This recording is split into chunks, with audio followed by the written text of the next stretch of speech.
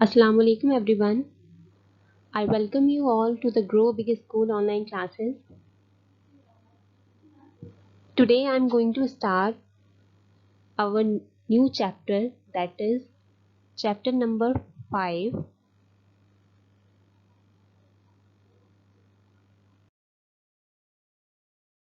and the name of the chapter is जादू।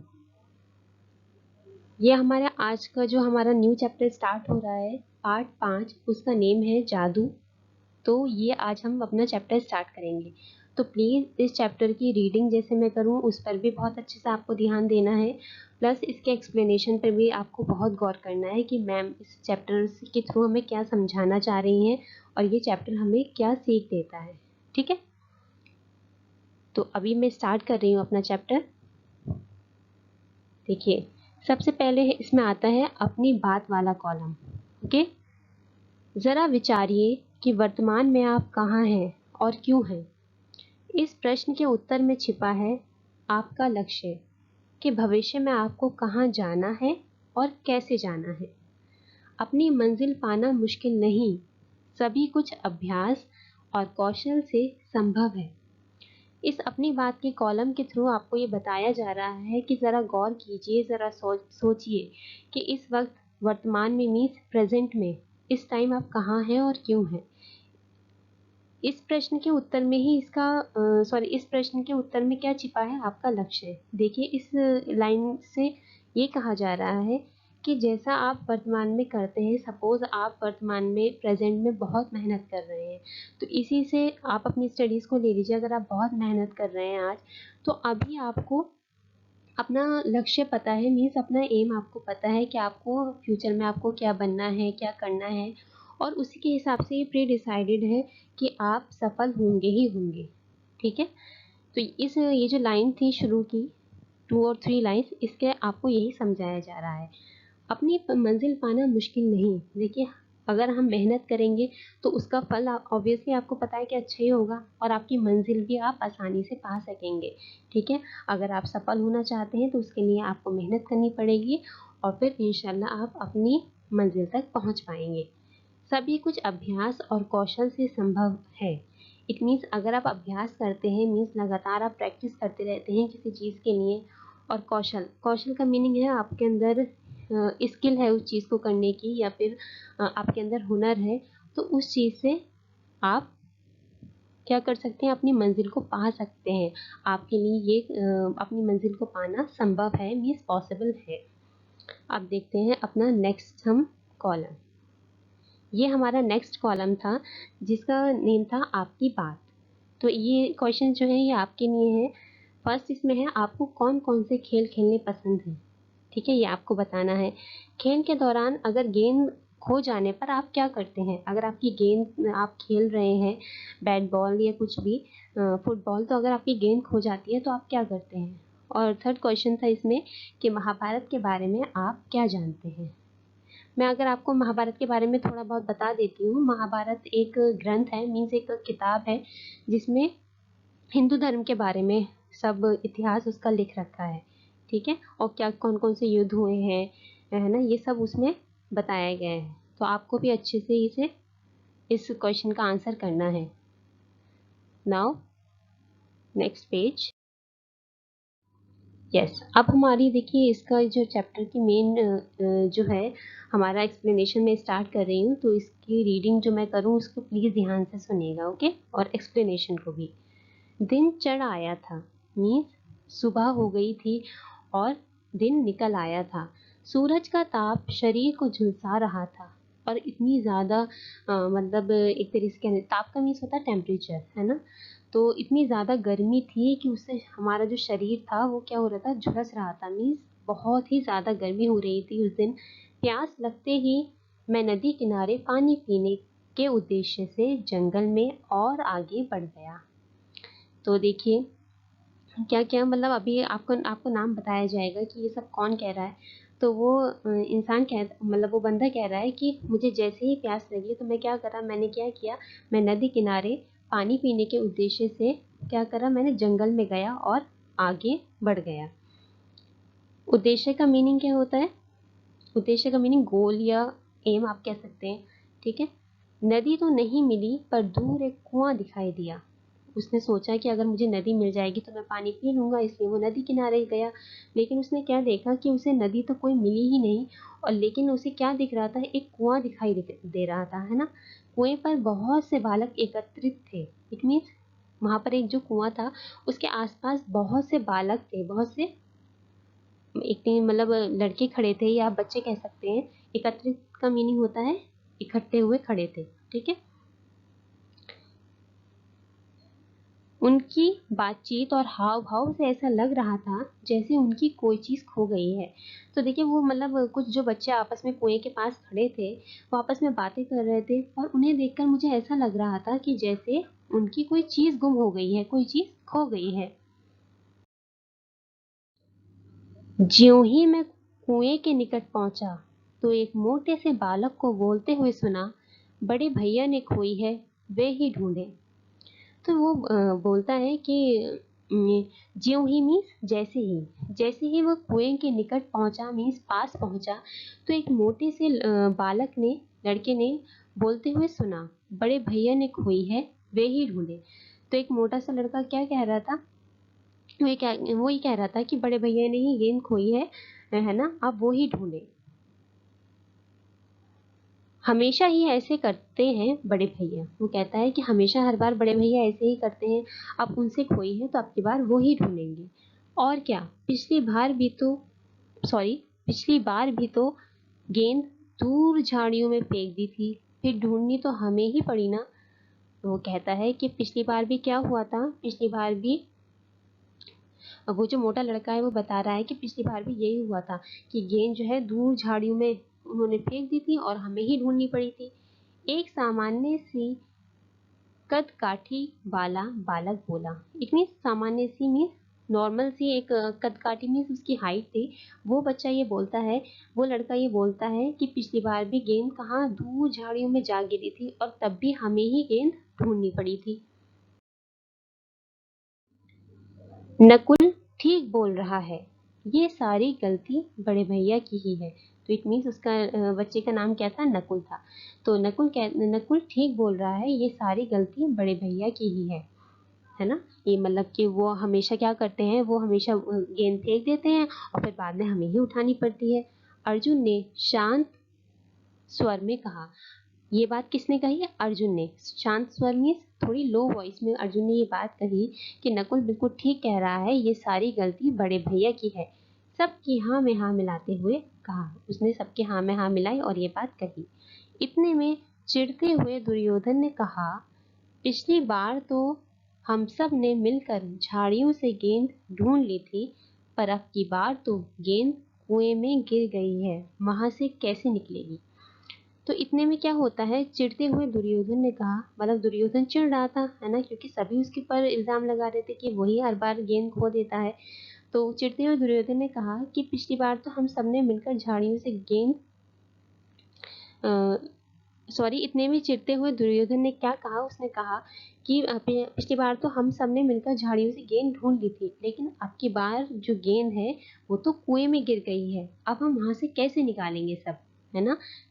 ये बात किसने कही, दुर्योधन ने ये बात कही। मैंने उनकी बातों से यही अंदाजा लगाया कि बच्चे हाथ मटका मटका कर जिसे बड़े भैया कह रहे हैं, वह बेचारा सभी के ताने चुपचाप सुन रहा है। अब देखिए वो जो आदमी था, है ना, जो जिसने बहुत दूर से देखा था कि बच्चे सब जो है एक कुएं के पास खड़े हैं, तो वो ये सोचने लगा अब कि उसने यही उन सब की बातों से जो उसे आवाज आ रही थी वो ये सुन रहा था।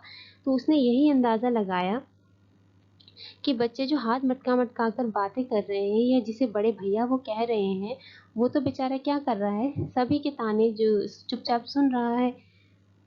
जो भी सब उसे ताने दे रहे हैं ना कि इन्होंने गेंद खो दी, इन्होंने गेंद, बड़े भैया ने गेंद खो दी, है ना। तो वह कभी किसी पेड़ की सूखी टहनी उठाकर कुएं में फेंकता है, कभी कुएं में ताक झांक करता है। तो जिससे गेंद जो है खो गई थी, कुएं में गिर गई थी, है ना, तो वो क्या करता है, वो बेचारा पेड़ की सूखी टहनी बार बार उठाता है और कुएं में फेंकता है, कभी कुएं में ताक झांक करता है कि कहाँ चली गई गेंद। वह अपने को लाचार पाकर रुआं सा हो गया है। वो अपने आप को अब क्या पा रहा है, लाचार मीन्स मजबूर। लाचार का मीनिंग होता है मजबूर।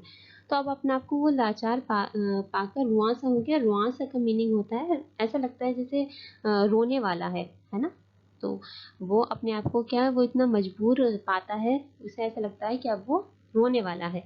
शायद भाई की लाचारी देख भीम को उस पर तरस आ गया। तो देखिए, अब था तो वो कौन, भीम का भाई था, है ना। तो उसने भाई की लाचारी देखी, मजबूरी देखी कि उसने वो जानबूझ के तो ऐसे नहीं गिराई ना कुएं में, वो तो उससे गिर गई धोखे से। तो अब उसने क्या किया, भीम ने शायद भाई की लाचारी देखकर भीम को उस पर क्या आ गया, तरस आ गया। और वह बड़े भैया का हाथ पकड़कर बोला, कोई बात नहीं भैया, कुएं से तो हम गेंद चुटकी बजाते ही निकाल लेंगे। तो भीम ने थोड़ा अपने भाई को क्या किया, थोड़ा दिलासा दिया। उसने कहा कि बड़े भैया कोई बात नहीं है, अब कुएं से क्या करेंगे, कुएं से हम गेंद चुटकी में निकाल सकते हैं। अब देखिए वो कैसे गेंद को निकालेंगे कुएं में से।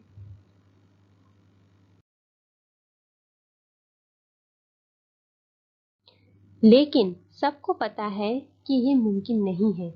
देखिए, लेकिन ये देखिए, सबको ये वाली बात पता है कि सभी जितने भी वहाँ बालक एकत्रित थे, इकट्ठे थे, कि ये मुमकिन नहीं है। कैसे, अगर हमारी कभी गेंद कुएं में गिर जाती है तो हम उसे कैसे निकालेंगे, है ना।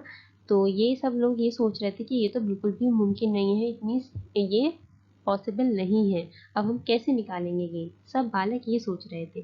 सारा खेल चौपट हो गया, मीन्स बर्बाद हो गया सारा खेल। अब देखिए, तुम लोगों ने ये क्या लड़ाई झगड़ा मचा रखा है। कुएं के निकट पहुंचते ही मैं बोला। देखिए, तो अब वो जो शुरू में जो क्या था, जो पानी पीने के लिए नदी किनारे आया था, है ना, आदमी, तो वो ये बात कहता है कि तुम लोगों ने ये क्या लड़ाई झगड़ा मचा रखा है ना, इतना शोर किस चीज का आ रहा है। वो कुएं के पास आकर बोले, आप कौन हैं? एक बालक ने जिज्ञासा प्रकट करते हुए पूछा। तो एक बालक ने उनसे पूछा कि आप बताइए तो सही कि आप कौन हैं। जिज्ञासा का मीनिंग होता है, मतलब एक तरीके से आप कह सकते हैं इच्छा, या जानने की इच्छा जिसे हम कहते हैं, ठीक है। वो प्रकट करते हुए उनसे पूछा कि आप ये बताइए कि आप हैं कौन। द्रोणाचार्य, मैं यहाँ जल लेने आया हूँ। तो अब आपको पता चल गया कि सबसे पहले जो हम शुरू में डिस्कशन कर रहे थे हम, कि एक आदमी थे जो नदी किनारे आ रहे थे, है ना, पानी पीने के लिए, लेकिन उन्हें वहाँ कोई नदी नहीं दिखाई दी, तो वो उन्हें एक कुआं दिखाई दिया था। वो सब बातें है ना, आपको याद होंगी। तो वो कौन थे बेटा, वो कौन थे, अब हमें पता चला कि वो द्रोणाचार्य थे। तो अब वो कहते हैं कि मैं द्रोणाचार्य हूँ और मैं यहाँ क्या लेने आया हूँ, जल लेने आया हूँ, क्योंकि उन्हें प्यास लगी थी ना बहुत ज्यादा। पर आपके पास तो कोई पात्र नहीं और ना ही कोई डोरी है। तो बाकी सारे बालक उनसे क्या पूछते हैं, वो पूछते हैं कि आपके पास तो कोई भी पात्र नहीं है। पात्र का मीनिंग होता है बर्तन। उनसे कहते हैं कि आपके पास तो कोई भी बर्तन नहीं है और ना ही कोई डोरी है, क्योंकि पानी निकालने के लिए तो किसी बर्तन की और डोरी की तो आपको आवश्यकता होगी, है ना। बिना उसके तो आप कैसे पानी निकालेंगे कुएं से, आप कुएं से जल कैसे निकालेंगे। तो सभी सभी बालक ने उनसे यही प्रश्न किया कि आप जो है, ना आपके पास बर्तन है, ना ही आपके पास डोरी है, और आपको इतनी प्यास लगी है, तो आप कैसे कुएं में से पानी को निकाल सकते हैं। युधिष्ठिर ने हाथ जोड़कर पूछा। युधिष्ठिर ने कैसे पूछा, उनसे हाथ जोड़कर ये पूछा कि आप बताइए कि आप जो है जल कैसे निकालेंगे। पत्तों का दोना बनाऊंगा और सीकों के सहारे उस दोने को कुएं में से पानी भरकर निकाल लूंगा। तो देखिए उन्होंने क्या कहा, द्रोणाचार्य ने कहा कि पत्तों का दोना बनाऊंगा। देखिए, दोना आपको पता है क्या होता है, मैं आपको बताती हूँ। देखिए, यह जो आप अपनी स्क्रीन पर देख रहे हैं, ये है दोना। आपने देखा होगा पत्तों से बना होता है ना। वो एक बर्तन टाइप का बन जाता है ना, जो किसी भी चीज़ को, मतलब आप वो उसके थ्रू निकाल सकते हैं। जैसे अगर वो कुएं में उसे डालेंगे तो उसके थ्रू पानी भी आसानी से निकल सकता है। तो कहते हैं मैं क्या करूँगा, मैं पत्तों का दोना बना लूँगा और सीकों के सहारे क्या करूँगा, उस दोने को कुएं में डाल दूंगा और वो क्या होगा, उसमें पानी भरकर ऊपर आ जाएगा और फिर मैं पी लूंगा। तो ये चीज उन्होंने बताई, जितने भी वह बालक थे उन सबको। सीकों से पानी, सभी हैरान थे। आप सीकों से हमारी गेंद भी निकाल देंगे। तो अब वो कहते हैं अच्छा आप सीखों से पानी निकाल सकते हैं, है ना। तो सभी बहुत हैरान थे, बहुत ज़्यादा सबको हैरानी हो रही थी कि आप कैसे निकाल सकते हैं सीखों से पानी, आप सीखों से हमारी गेंद भी निकाल देंगे। तो उन्होंने ये सोचा कि जब वो सीखों के सहारे और ये जो वो दोना बना रहे हैं इसके सहारे वो पानी निकाल सकते हैं, तो शायद ही हमारी गेंद भी निकाल देंगे। बड़े भैया ने रुआंसी आवाज़ में पूछा। देखिए बड़े भैया जो थे जिनसे गेंद जो है कुएं में गिर गई थी, उन्होंने वैसे ही रोती हुई आवाज़ में पूछा उनसे, किसे, द्रोणाचार्य जी से। अच्छा तो गेंद गिर गई है कुएं में। अब द्रोणाचार्य जी कहते हैं अच्छा तो आप लोगों की गेंद गिर गई है कुएं में, तभी तुम लोग शोरगुल कर रहे थे। अच्छा तुम इसीलिए बहुत ज्यादा शोर कर रहे थे क्योंकि आपकी क्या गिर गई है, गेंद गिर गई है। पत्ते इकट्ठे करते हुए मुझे बड़े भैया के हाथ में एक चमकती हुई अंगूठी दिखाई दी। देखिए तो अब क्या होता है, जब पत्ते इकट्ठे कर रहे थे, है ना सभी, तो किसने देखा कि मुझे क्या दिखाई दिया, बड़े भैया के हाथ में एक चमकती हुई अंगूठी दिखाई दी, है ना। मैंने हंसते हुए कहा क्या तुम मुझे अपनी ये अंगूठी दे सकते हो। तो उन्होंने पूछा, द्रोणाचार्य जी ने पूछा कि क्या तुम मुझे ये जो तुम अंगूठी पहन रहे हो इतनी चमकती हुई, क्या तुम मुझे वो दे सकते हो अपनी अंगूठी।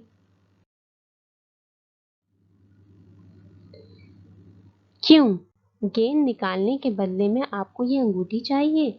तो अब वो कहते हैं बड़े भैया कि अच्छा अगर आप द्रोणाचार्य जी से वो कहते हैं बड़े भैया कि अच्छा अगर आप हमारी गेंद निकालेंगे तो उसके बदले में आपको मैं अपनी अंगूठी दूं। नहीं नहीं, ऐसी कोई बात नहीं, पर यदि तुम मुझे ये अंगूठी दे दो तो मैं तुम्हें एक जादू दिखा सकता हूँ। तो द्रोणाचार्य जी कहते हैं कि नहीं नहीं, मुझे तुम्हारी अंगूठी नहीं चाहिए, लेकिन अगर फिर भी तुम मुझे अगर अंगूठी दे देते हो तो मैं तुम्हें एक जादू दिखाऊंगा।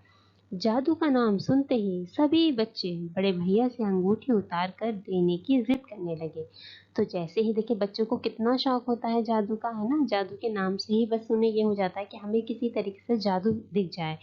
तो जैसे ही उन्होंने द्रोणाचार्य जी ने कहा कि मैं जादू दिखा सकता हूँ तो सभी बच्चे बहुत खुश हो गए। सभी बच्चे ने कहा अच्छा जादू। तो वो फिर बड़े भैया से जिद करने लगे कि अपनी अंगूठी उतार दीजिए और द्रोणाचार्य को दे दीजिए। अंगूठी मिलते ही मैंने उसे कुएं में फेंक दिया। अब देखिए जैसे ही बड़े भैया ने द्रोणाचार्य को अंगूठी दी तो उन्होंने क्या किया, अंगूठी को लिया और कुएं में फेंक दिया। अरे ये क्या किया आपने, बड़े भैया के साथ साथ भीम और अर्जुन भी चिल्ला पड़े। तो भीम, सॉरी, बड़े भैया और भीम और अर्जुन सभी चिल्लाने लगे। उन्होंने कहा कि द्रोणाचार्य जी आपने ये क्या किया, आपने मेरी इतनी कीमती अंगूठी किसमें, कुएं में फेंक दी।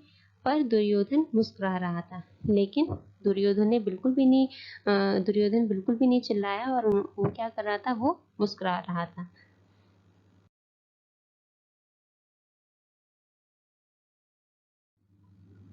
यही तो जादू है, अब मैं तुम्हें गेंद के साथ साथ अंगूठी भी निकाल कर दूंगा। तो वो कहते हैं कि देखिए यही जादू है। तो उन्होंने क्या किया है, अभी अंगूठी अपनी जो है किसमें फेंकी है, अंगूठी जो उन्होंने बड़े भैया से ली है उन्होंने वो कुएं में फेंक दी है। उन्होंने कहा कि देखो यही जादू है, अब मैं तुम्हें क्या करूंगा, तुम्हें गेंद के साथ साथ अंगूठी भी निकाल कर दूंगा, है ना। किंतु गेंद तो पानी के ऊपर तैर रही है और वह दिखाई दे रही है, पर अंगूठी तो नीचे तल में न जाने कहाँ चली गई है। तो वो क्या कहते हैं, वहाँ वही छोटा बालक जिसे सब अर्जुन कहकर बुला रहे थे एकदम से बोला। तो देखिए वहां पर अर्जुन खड़ा था, एक छोटा सा बालक, है ना।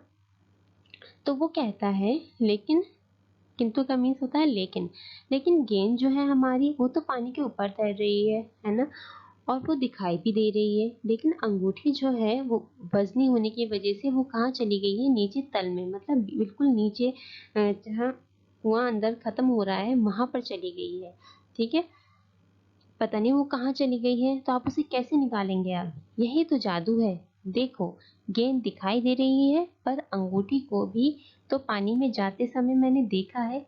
तो वो कहते हैं द्रोणाचार्य जी कि देखो यही जादू है, गेंद तो हमें दिखाई दे रही है, लेकिन जब हमने अंगूठी फेंकी थी ना तो तब भी तो हमने देखा था ना कि अंगूठी कहाँ जाकर गिरी है। ऐसी सीके मारूंगा कि ठीक अंगूठी पर ही निशाना लगेगा। वो कहते हैं कि मैं ऐसी सीके मारूंगा कि बिल्कुल अंगूठी पर ही निशाना जाकर लगेगा और हम अंगूठी को आसानी से कुएं से निकाल लेंगे। मैंने निकट के ही बरगद के पेड़ से एक टहनी काटी और एक धनुष तैयार किया। तो द्रोणाचार्य जी ने क्या किया?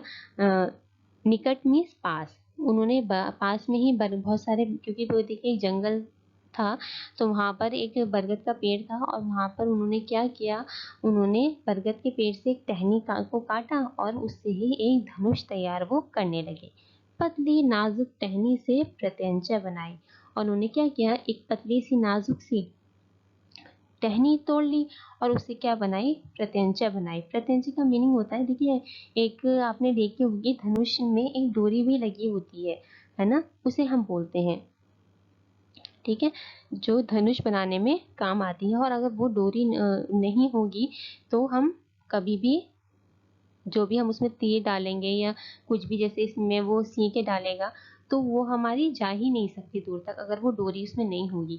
तो उसने क्या किया, पहले पतली सी नाजुक सी टहनी ली और उससे प्रत्यंचा बनाई, इट मीन्स उसमें डोरी वगैरह लगाई ताकि उसकी सीके आराम से उसमें एडजस्ट हो सके और वो कुएं में जा सके। फिर मंत्र पढ़कर सीकों के बाढ़ कुएं में मारने लगा। फिर उसने मंत्र पढ़ा कोई और क्या किया, सारी सीखें जो थी उसने मतलब इकट्ठी कर रखी थी, वो उसे बाढ़ की तरह इस्तेमाल करने लगा और वो एक एक करके उन्हें कुएं में मारने लगा। पहली सीख गेंद में लगी, तो देखिए वो कितनी अच्छी तरीके से धनुष को मारना जानता था। वो एक तरीके से उसने धनुष ही तो बनाया था ये, है ना। तो पहली सीख उसने जैसी ही मारी तो वो तो गेंद में जाकर लग गई। फिर दूसरी, तीसरी, इस तरह सीखों की लंबी सीढ़ी बन गई। वो उस पर मारता गया सीखे, है ना। देखिए एक मारी उसने, फिर दूसरी, फिर तीसरी, तो इस तरीके से करते करते सीढ़ी बन गई, है ना। और उसने आसानी से फिर क्या किया, इस तरीके से वो आसानी से गेंद को वो निकाल पाया। तो अब देखिए आगे क्या लिख रहा है, इस तरह सीकों की एक लंबी सीढ़ी बन गई, फिर आराम आराम से डोर की तरह खींच कर गेंद निकाल ली गई। तो इस तरीके से उन्होंने क्या किया, गेंद को आसानी से खींच कर निकाल लिया। उसी तरह से अंगूठी भी निकाल ली और बिल्कुल इसी तरीके से जैसे उन्होंने गेंद निकाली है, यही सेम प्रोसीजर उन्होंने इस्तेमाल किया और अंगूठी भी निकाल ली। सभी बच्चे मंत्रमुग्ध होकर मेरा ये कौशल देख रहे थे। किसका, द्रोणाचार्य जी का। तो अब देखिए द्रोणाचार्य जी ने कितनी अच्छी तरीके से क्या किया, धनुष चलाया, है ना। वो एक तरीके से उन्होंने जो पत्तों की टहनियों से बनाया था, सॉरी, जो बरगद के पेड़ की जो टहनियाँ थी उससे उन्होंने धनुष तैयार किया था, उसकी प्रत्यंचा भी बनाई थी। तो फिर उन्होंने क्या किया, इतनी अच्छी तरीके से उसमें सीके लगाई और उस पर सीके मतलब धनुष से उन्होंने सीके बिल्कुल निशाने पर लगाई, जिससे उनकी गेंद भी निकल आई और अंगूठी जो मतलब बिल्कुल भी निकलना पॉसिबल नहीं था, संभव नहीं था, वो भी उन्होंने आसानी से निकाल ली। तो ये सब देखकर सभी बच्चे मंत्रमुग्ध हो गए, मीन्स बहुत ज़्यादा वो सब लोग खुश थे, है ना। मेरा ये कौशल देख रहे थे सभी बच्चे, उनकी ये जो कौशल था, उनका ये हुनर था, स्किल आप कह सकते हैं, उनका देख रहे थे। मैंने उन्हें बताया कि कब सभी कुछ अभ्यास और कौशल से संभव है। और द्रोणाचार्य जी ने सभी बच्चों को क्या बताया, उन्होंने बताया कि अगर आप किसी चीज़ के लिए प्रैक्टिस करते हैं, लगातार अभ्यास करते हैं और आपके पास उसका हुनर होता है ना, तो आप कोई भी चीज़ आराम से आपके लिए पॉसिबल हो जाती है और आप उसमें सफल हो पाते हैं, ठीक है। हस्तिनापुर वापस लौटने पर बच्चों के मुख से सारी घटना सुनने के पश्चात भीष्म पितामह ने बच्चों की शस्त्र शिक्षा के लिए मुझे उनका आचार्य नियुक्त कर दिया। देखिए फिर जब वो बच्चों ने मतलब जो है सारी बातें, हस्तिनापुर जब वो वापस लौट रहे थे तो बच्चों के मुख से सारी घटना सुनने के बाद, पश्चात का मीनिंग होता है बाद, भीष्म पितामह ने बच्चों की शस्त्र शिक्षा के लिए मुझे उनका आचार्य नियुक्त कर दिया। इट मीन्स द्रोणाचार्य, भीष्म पितामह ने क्या किया, भीष्म पितामह ने उन सभी बच्चों की शस्त्र शिक्षा के लिए द्रोणाचार्य जी को उनका आचार्य नियुक्त कर दिया, मीन्स उनका एक टीचर आप कह सकते हैं, टीचर उनका बना लिया था। भीष्म पितामह ने कहा कि आज से मतलब द्रोणाचार्य जी आप ही इन सभी बच्चों के टीचर रहेंगे, क्योंकि बच्चों ने उनकी बहुत तारीफ की थी कि देखिए उन्होंने इतनी अच्छी तरीके से हमारी गेंद भी निकाल ली, और जो अंगूठी थी वो भी बहुत आसानी से उन्होंने निकाल ली थी। तो वो बच्चे बहुत ज़्यादा खुश हो गए थे, है ना, उनकी ये जो उनके अंदर कौशल था, ये स्किल थी, ये देख के। फिर उन्होंने ये सारी बातें, जब वह बच्चे हंसने पर वापस लौटे तो उन्होंने ये सब बातें भीष्म पितामह को बताई, और भीष्म पितामह ने क्या किया, द्रोणाचार्य जी को उन सभी बच्चों का आचार्य नियुक्त कर दिया। मीन्स उन्होंने उन्हें बच्चों का टीचर बना दिया था। ओके। और देखिए ये थे मतलब जो ये अभी मैंने आपको चैप्टर पढ़ाया है, समझाया है ना, ये इसके शब्द अर्थ थे। तो इन सभी शब्द अर्थ को आपको बहुत अच्छे से ध्यान से समझना है, ठीक है, और इन्हें आपको साथ ही साथ लर्न भी करना है। तो देखिए मैं आपको एक बार रीड करके बता देती हूँ सब। ताप का मीनिंग होता है गर्मी, सामान्य का मीनिंग होता है साधारण, ठीक है, मीन्स नॉर्मल। लाचारी का मीन्स मजबूरी। चौपट मीन्स नष्ट भ्रष्ट या बर्बाद भी कह सकते हैं। पात्र का मीनिंग होता है बर्तन। कौशल का मीनिंग होता है कुशलता, ठीक है, मतलब जो स्किल होती है या हुनर होता है। एकत्रित मीन्स इकट्ठे। अंदाजा का मीन्स अनुमान। मुमकिन मीन्स संभव। जिज्ञासा मीन्स जानने की इच्छा। मंत्रमुग्ध मंत्रमुग्ध मीन्स जड़वत या फिर टकटकी लगाकर, है ना। तो ये थे इसके शब्द अर्थ जिन्हें आपको बहुत अच्छे से समझना है और इन्हें लर्न भी करना है। साथ ही साथ इस चैप्टर का एक्सप्लेनेशन और जो मैंने रीडिंग की है, इन सभी चीज़ों पर आपको बहुत ज़्यादा अच्छे से फोकस करना है। और इंशाल्लाह जो भी आपके इस चैप्टर में डाउट्स रहेंगे वो हम अपनी लाइव क्लास में डिस्कस करेंगे, ठीक है।